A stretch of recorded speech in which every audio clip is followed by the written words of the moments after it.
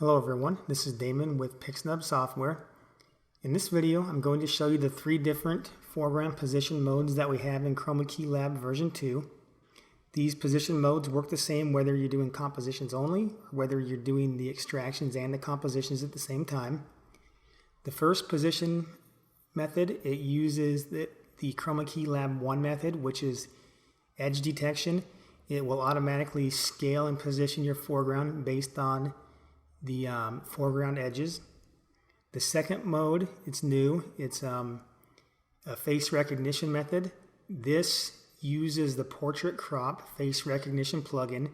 So to use this method, you'll have to have portrait crop installed, and you'll also have to have CC 2015.5 or higher, and that is because portrait crop requires Photoshop CC 2015.5 or higher. If you have previous versions of Photoshop, or if you don't have portrait crop, then these two buttons will be disabled, but you will have the other position methods. The last position method is paste in place. This will not do any resizing or positioning. It will just copy and paste the foreground in without moving anything or without rescaling anything. So I'm just going to demonstrate this one first, but I'm going to show you here. This does require the background and foreground to be the exact same size, or it won't paste the image in correctly. So to show you that, I'm going to show you what I mean by the exact same size here. So our background size is 4,000 by 6,000 pixels at 200 pixels per inch. This 200 pixels per inch, this setting doesn't matter. That's relative. All that does is sets the number of inches on your canvas, but the actual pixel dimensions are what make the file resolution. So that's what has to match. If I look at one of my foreground images, you see this is also set to 4,000 by 6,000 pixels, but it's at 400 pixels per inch. Now that doesn't matter that this doesn't match as long as the width and height matches in pixels. So I'm going to close this and then run. I've already got those images extracted. I'm just going to run this paste in place on the pre-extracted images. I've already got everything set up as I want it here. I'm just going to hit run. You can see that image that we just looked at.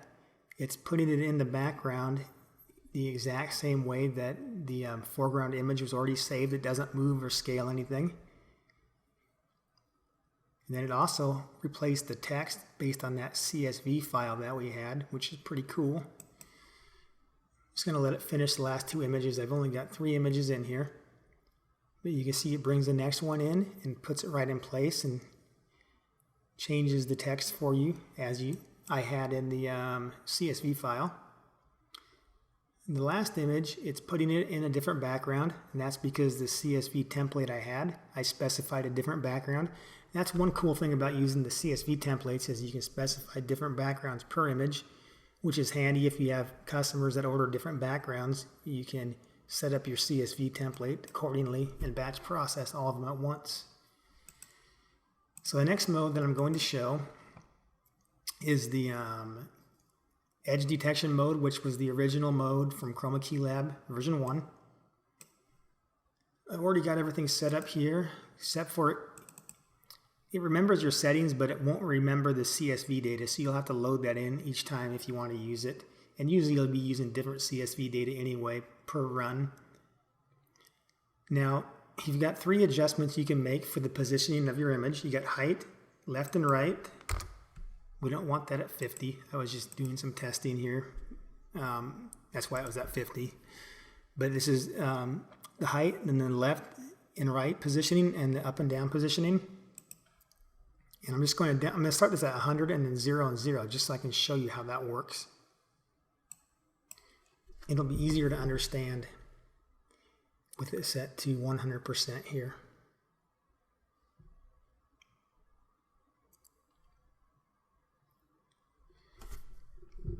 Okay, so you see that the scale that it put, and it's pausing here because I told it to pause in Chroma Key Lab for us to fine-tune the scaling. I actually have it set to pause twice. But you can see that the scaling is set to 135% and not to 100.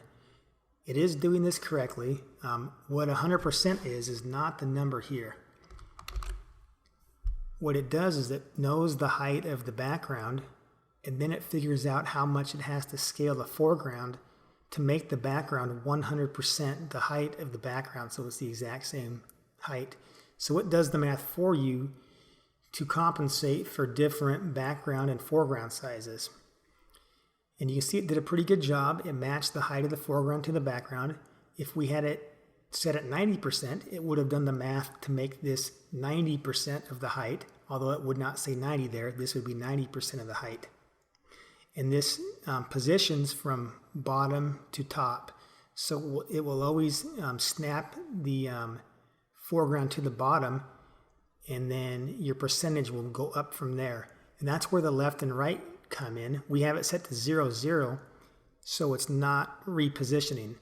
But if we had set it to positive 10%, for instance, it would figure out what 10% of the height of the foreground is, and it would move this up 10%. 100% would then push it off the top of the image. But if we had it set to a lower percentage, it would bring it back on. You can also set the percentages up negative. So if we went negative on the move up down, let's say we went 10%, it would move this down 10% the height of the background. Left and right works the same way, and it goes 0 to 50. So 50% of the background width would be here and here. And those are the bounds that lets you, which is obviously too far, but it gives you some freedom. But let's say you wanted it to go right 10%. It would maybe be somewhere in there where it would go 10% of the distance of the background. It would move that, and then down 10%. So you could always position your images in this spot, just however you want to do it. One thing I will show you here is I always recommend stopping to check your scaling to see how this is going to work, and look at the edges of your bounding box. And you can see that these, can't really see the helmet strap, but this is right up against that helmet strap and the top of the head, the bottom of the foot, and the elbow. It's doing a pretty good job of recognizing the transparency, and so it's snapping to that. Now if you see a lot of space above, below, left or right of your image where there appears to be nothing, that's because your background was not completely erased. If you had a smudge on your background or something on the floor, a green floor, and that was below the foot, anything that doesn't get erased gets treated as part of the foreground when this does the edge detection. That is the one drawback, is if you're not pretty good with your green screen setup, and even if you have a small area that's not erased, this is going to detect that as part of the foreground. But if your screen is set up properly and everything is getting erased properly, then this actually works pretty good. And what this method works particularly well for is if you need to always align the feet up and the head up in a certain position, then this method is the best method to use. I'm going to actually abort this here now that I've explained it. And I'm going to go back into Chroma Key Lab and change the settings and rerun this. So now I think I'm going to set it up. Let's go 95%, the height on the, let's go 90. I'm just trying to think through this in my head here. I want to keep it centered, and let's go down, I don't know, 7%. Let's just give it something to try. And when you do this, I recommend pausing to adjust here. I'm going to uncheck this second pause here, but pause to adjust. And that way you can see what it's doing and make some changes. And you might have to play with this to get it to work just like you want it for the spacing and the positioning. But once you have it figured out, it'll work that same way each time. And then you can actually save that as a preset, and it will be in your presets menu, so you could reload that preset And these presets are stored for each workflow. So each workflow you go in will have its own set of presets. Anyway, let's run this and see what happens. See how well I guessed at the numbers. Not too bad, I guess. But I told it to go down 7% and make this, was it 93%, I believe? So it made it 93% the height of the foreground, and then it moved it down 7%, somewhere in there. Now, the reason why the face wasn't quite centered is because there's more foreground on this side. So it's, in this method, it centers to the edges. Now, what you can do is you can have it pause to scale here, and then it sets up its initial scaling but does not actually apply that, and then you can change it, and the aspect ratio is locked here, so you can just grab a handle and change it, and then you can quickly go through each image and line up your image exactly as you need it to be. And I undid that second stop, so it's not going to stop again for us, just one time each image.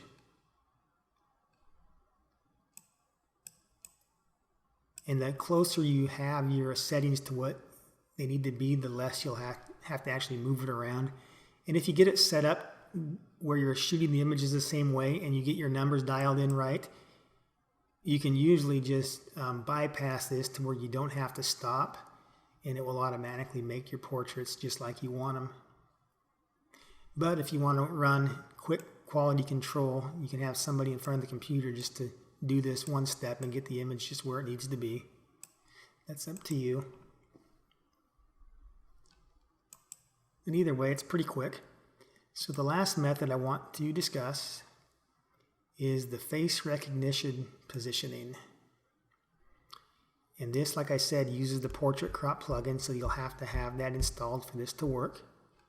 I'm going to pause to adjust here to show you that it does work differently. And then I'll pause after the adjustment because I want to show you, let's load the CSV data in, because I want to show you kind of how this works. So I'll pause again because I think it'll be easier to explain it that way. So it's doing the green screen extraction, and then when that's done, it's going to run the Portrait Crop Face Recognition plugin.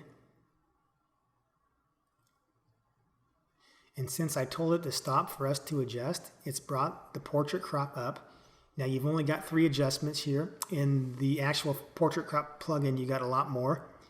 But since we're running this from Chroma Key Lab, it's only given us the 3 settings that Chroma Key Lab is allowed to adjust. The rest of it are automatically set, and it needs to be that way for it to work properly. So the main thing to point out here is the face will always end up in the same position. I mean, it's pretty accurate. And the positioning works on a grid similar to how the edge detection works.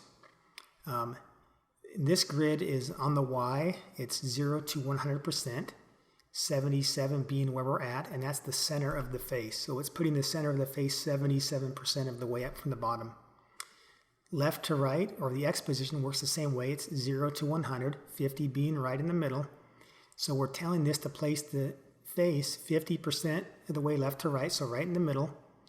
And on the X, we're telling it to go 77% of the way up. So it's calculating the entire area of the head and just putting the center point of that to that coordinate.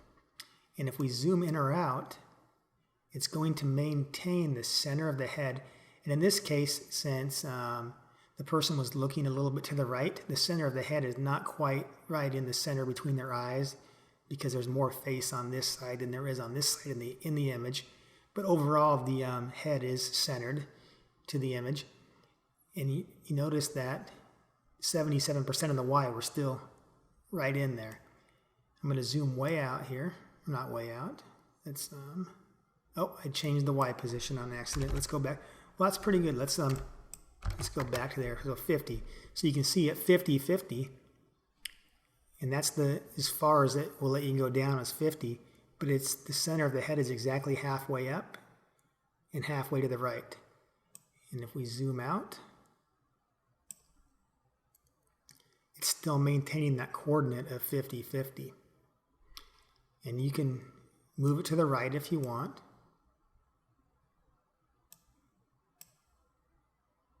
And the grid is still 0 to 100. Anyway, I think I've done enough moving this around. It's always going to keep that face centered pretty much where you want it. Now the one thing I'll show you here, if you ever need to adjust anything, that is after you get this set up where you want it to be set up. Because it usually does a pretty good job putting the face where it needs to be. But if you have to adjust anything at all, you may want to stop and adjust the zoom per image by 1% or 2, because two people can have the same exact size of a head, but one person could be 6 feet taller, or not 6 feet, 6 inches taller, for instance. So it might cut off at a different point, you know, on their legs, because it's doing face recognition, and so it's gauging the size of the person based on the size of their face, which is only going to be so accurate. And so for that reason, I recommend this method if you're doing, you know, maybe thighs up or anywhere from the knees up, even the shin up maybe. But if you're trying to specifically put the feet on an exact spot on the background and the head in an exact spot and exactly match the height from the foot to the head, I recommend the other edge placement method. So it's kind of up to you based on the portrait you're doing. So now I have it paused the second time, and you see that now it's behind the text, and the text is replaced. The reason I paused twice is I was going to explain something I forgot, but that's okay. We have a different image coming up here. When you first launch this,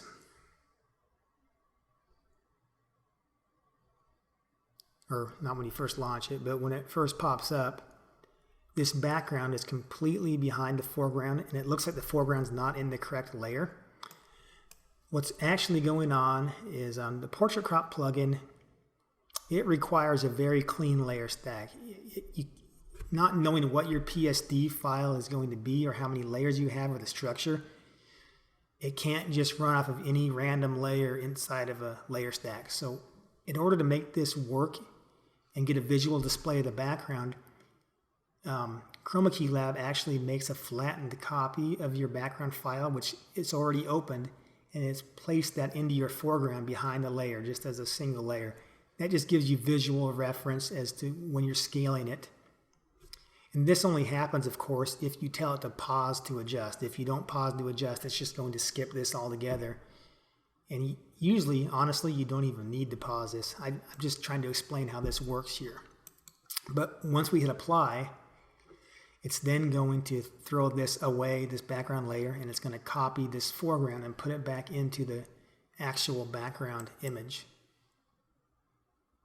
Which you can see now we've only got one image opened, and it's went and placed this layer right above the layer we had named player, where we told it to in the template, and replaced the text from the CSV file. So everything appears to be in good working order.